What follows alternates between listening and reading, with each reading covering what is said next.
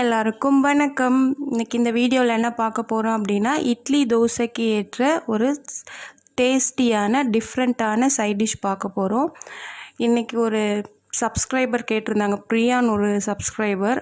அவங்க என்ன கேட்டிருந்தாங்கன்னா, மேம் இட்லி தோசைக்கு ஏற்ற ஒரு சைட் டிஷ் அப்லோட் பண்ணுங்கள், அந்த வீடியோ அப்லோட் பண்ணுங்கன்னு கேட்டிருந்தாங்க.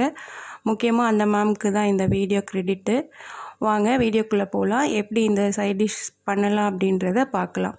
வாங்க வீடியோக்குள்ளே போகலாம். அதுக்கு முன்னாடி என்னுடைய சேனலை இப்போ தான் ஃபஸ்ட் டைம் பார்க்குறீங்கன்னா மறக்காமல் சப்ஸ்கிரைப் பண்ணுங்கள், பக்கத்தில் இருக்க பெல் ஐக்கானை கிளிக் பண்ணுங்கள். இந்த சைட் டிஷ் செய்கிறதுக்கு என்னென்ன தேவையான பொருட்கள் அப்படின்றத பார்க்கலாம் வாங்க. இதுக்கு வெங்காயம், 2 தக்காளி, இதில் வரமிளகா ஒரு 10, நெக்ஸ்ட்டு கொஞ்சம் புதினா, ஒரு 10 பல் பூண்டு, நெக்ஸ்ட்டு பாருங்கள் வேர்க்கடலை, பச்சை வேர்க்கடலை, 1 ஸ்பூன் கடலைப்பருப்பு, கொஞ்சோண்டு உளுந்து. இது சட்னி தாளிக்கிறதுக்கு கொஞ்சம் கடுகு, உளுத்தம்பருப்பு, அப்புறம் கருவேப்பிலை, தேவையான அளவு உப்பு. வாங்க வீடியோக்குள்ளே போகலாம்.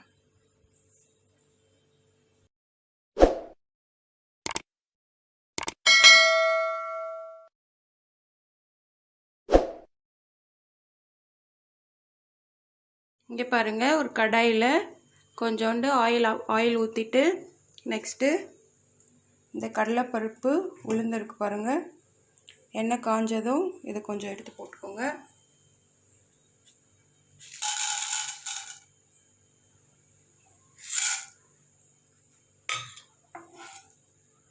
நல்லா வதங்கட்டும்.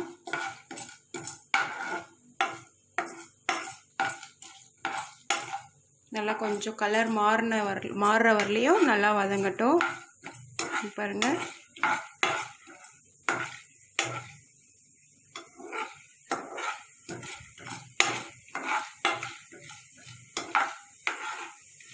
நெக்ஸ்ட்டு காஞ்ச மிளகா,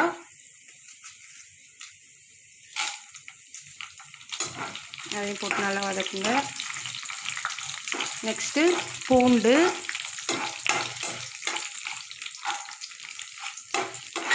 நல்லா வதக்கிடுங்க. வதங்கினதுக்கும்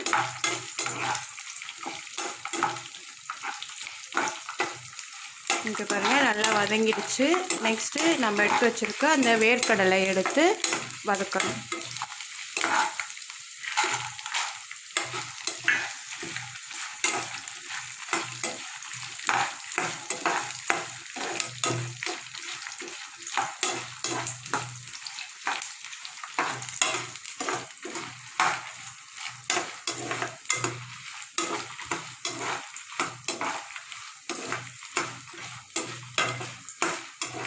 இங்கே பாருங்கள், கடலைப்பருப்பு, பூண்டு, வேர்க்கடலை, மிளகாய் எல்லாமே நல்லா வதங்கினதுக்கப்புறம் வெங்காயத்தை போட்டு வதக்கணும். ஃபஸ்ட்டு வெங்காயம்,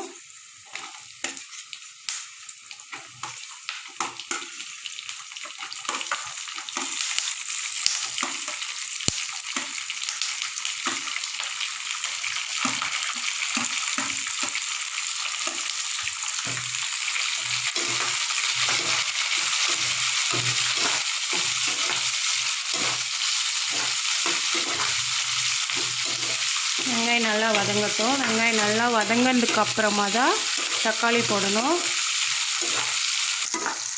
இங்கே பாருங்கள், வெங்காயம் நல்லா வதங்கிடுச்சு.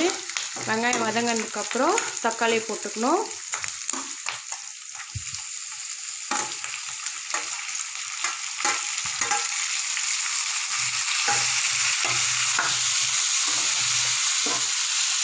இதில் நம்ம தேவையான அளவுக்கு வெங்காயம் தக்காளி போட்டதுக்கப்புறம் தேவையான அளவுக்கு நம்ம உப்பு போட்டுக்கலாம். உப்பு போட்டிங்கன்னா சீக்கிரமாக தக்காளி வதங்கிடும். பாருங்க, நல்லா வதங்கட்டும்.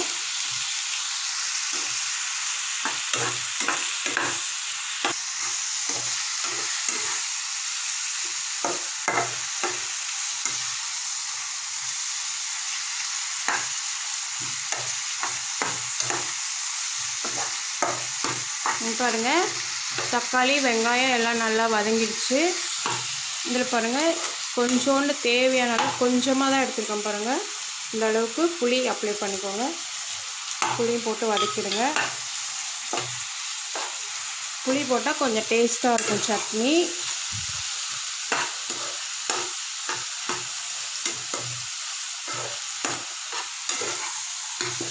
நல்லா வதங்கி பாருங்கள்.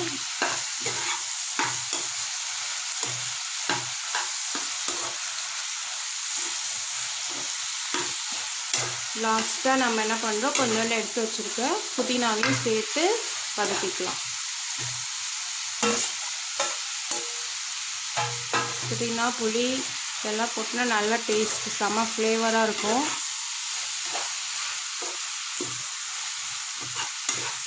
இது நல்லா வதங்கினதுக்கப்புறம் கொஞ்சம் ஆறுனதுக்கப்புறம் மிக்ஸி ஜாரில் போட்டு நம்ம அரைச்சிடலாம். அரைச்சி முடிச்சதுக்கப்புறம் தாளிச்சிட வேண்டியதான். இங்கே பாருங்கள் அரைச்சாச்சு. இப்போ இதை அப்படியே நம்ம தாளிச்சிட வேண்டியதான்.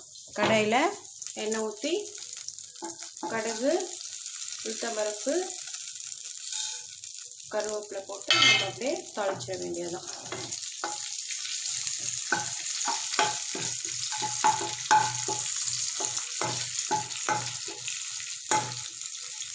அப்படியே இதில் ஊற்றிட வேண்டியதான்.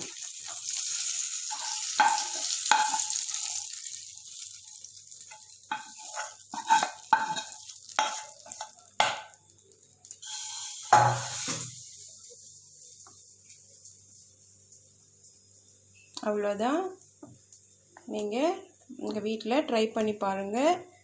இந்த வீடியோ உங்களுக்கு பிடிச்சிருந்ததுன்னா மறக்காமல் கமெண்ட் பண்ணுங்கள், லைக் பண்ணுங்கள், உங்களுடைய ஃப்ரெண்ட்ஸ் ரிலேட்டிவ்ஸ்க்கு ஷேர் பண்ணுங்கள். தேங்க்ஸ் ஃபார் வாட்சிங்.